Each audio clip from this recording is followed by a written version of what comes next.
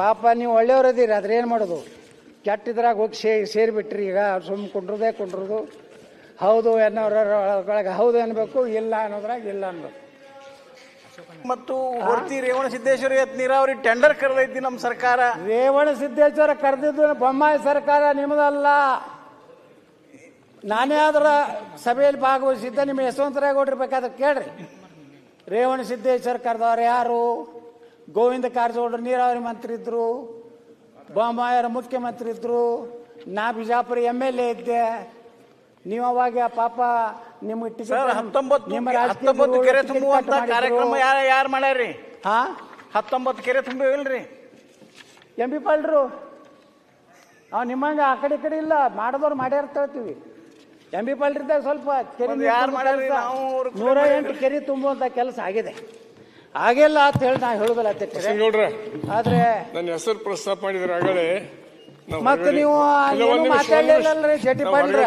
ಇಂತ ಅದ್ಭುತ ಬಜೆಟ್ ಕೊಟ್ಟಾರ ಮುಖ್ಯಮಂತ್ರಿಗಳು, ಒಂದು ಹೊಸ ಅಧ್ಯಾಯ ಪ್ರಾರಂಭ ಮಾಡ್ಯಾರ ಅಂತ ಹೇಳಿ ನೀವು ಮಾತಾಡ್ಬಿಟ್ರೆ ಕೇಳ್ರಿ. ನಿಮ್ಮ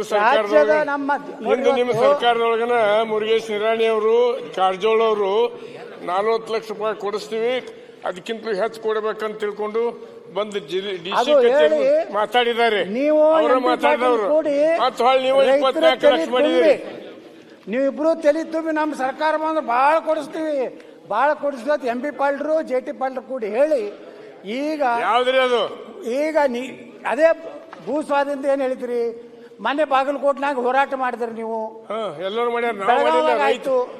ಬೆಳಗಾವದಾಗ ಆದ್ಮ್ಯಾಗ ಸಂತ್ರಸ್ತರು ಮಾಡಿದಾರೆ ಹೋರಾಟ. ಸಂತ್ರಸ್ತರು ಓಟ್ ಹಾಕ್ತಾರೆ, ಬೇಡಿಕೆ JT ಪಾಟೀಲ್ರು ಒಬ್ಬ ಒಳ್ಳೆಯ ರಾಜಕಾರಣಿಗಳು. ಅದ್ರ ಬಗ್ಗೆ ನಾವೇನು ಅವ್ರ ಬಗ್ಗೆ ತಕರಾರಿಲ್ಲ. ಆದ್ರೆ ಇಷ್ಟೇ ನಾವು ವಿನಂತಿ ಮಾಡ್ಕೋದು, ಉತ್ತರ ಕರ್ನಾಟಕದ ನಮ್ಮ ಜನಪ್ರತಿನಿಧಿಗಳಿಗೆ ನೀವು ಬಾಯಿ ಮುಚ್ಕೊಂಡು ಸುಮ್ ಕೂತ್ರೆ ಯಾರು ಕೇಳೋದಿಲ್ಲ. ಇವಾಗ ಸಿದ್ದರಾಮಯ್ಯನವ್ರಿಗೆ ಎಲ್ಲರೂ ಕೂಡಿ ಪತ್ರ ಬರೀರಿ.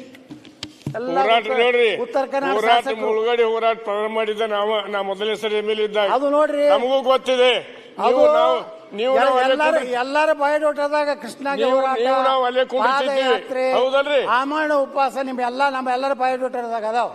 ಆದ್ರೆ ಇವತ್ತು ನೀವು ಬಜೆಟ್ನಲ್ಲಿ ಕೃಷ್ಣಗೆ ಏನೂ ಹಣ ಇಟ್ಟಲಿಲ್ಲ ಅಂದ್ರೂ ಯಾರೂ ಬಾಯಿ ತೆಗಿಲಿಲ್ಲಲ್ಲ. ಇದಕ್ಕಿಂತ ದುರಂತ ಏನಾಗಬೇಕು ಅಧ್ಯಕ್ಷರೇ?